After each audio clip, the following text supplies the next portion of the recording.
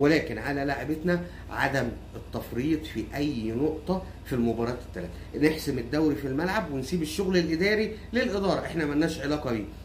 ونشوف بقى قرار لجنه التظلمات. وانا بقول لك من النهارده قرار لجنه التظلمات اتاجل بفعل فاعل، اتاجل بفعل فاعل واتاجل قصدا، مش اتاجل. سيبك بقى من الكلام اللي بيقولوا لي ان الرابطه ما ردتش ولا اديتنا، لا الرابطه ردت وقالت لهم الحيثيات بمجرد ما طلبوها الرابطه رد. وشفنا ده في البيان اللي اعلنته الرابطه، قالت لك ان التظلمات بتقول ان احنا ما بعتناش الحيثيات، لا احنا بعتنا لها كل حاجه. فانت مش عارف هتصدق مين، لغط وتهريج وكميه.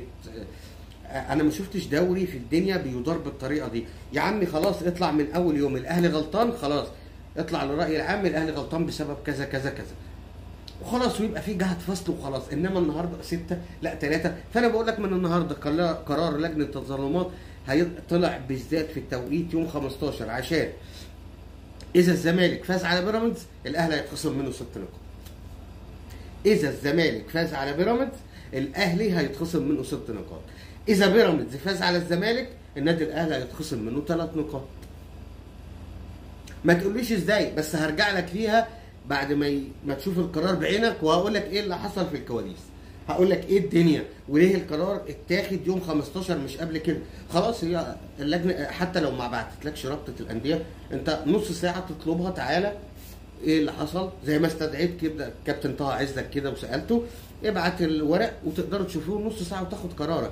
ليه يوم 15؟ انا هقول لك ليه يوم 15، عشان يكون الماتش الحاسم بين، هو مش حاسم للزمالك، هو حاسم لبيراميدز، هو حاسم لبيراميدز. ان الزمالك فاز هقول لك النادي الاهلي هيتخصم منه 6 نقط.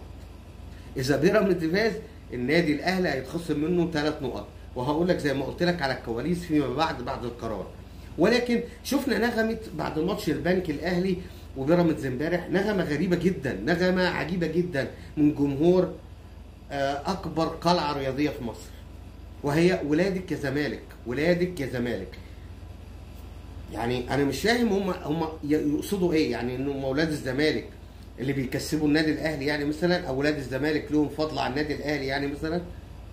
المطلوب من ولاد الزمالك دول اللي بيلعبوا في انديه تانية او من اي حد، اولاد النادي الاهلي او اي فريق لاعب بيلعب له في اللحظه اللي احنا فيها لحظه الاحتراف دي، ان هو لو جاله فرصه يسجل ما يسجلش مثلا علشان ان هو هينفع النادي الاهلي او هيضر نادي الزمالك. ايه يا جماعه العقليه دي؟ ايه العقليه دي يا جماعه؟ يا جماعه استقيموا يرحمكم الله. وافتكرتوا بس ان دول ولاد الزمالك، ان الكابتن طارق مصطفى بس يعني ولاد الزمالك.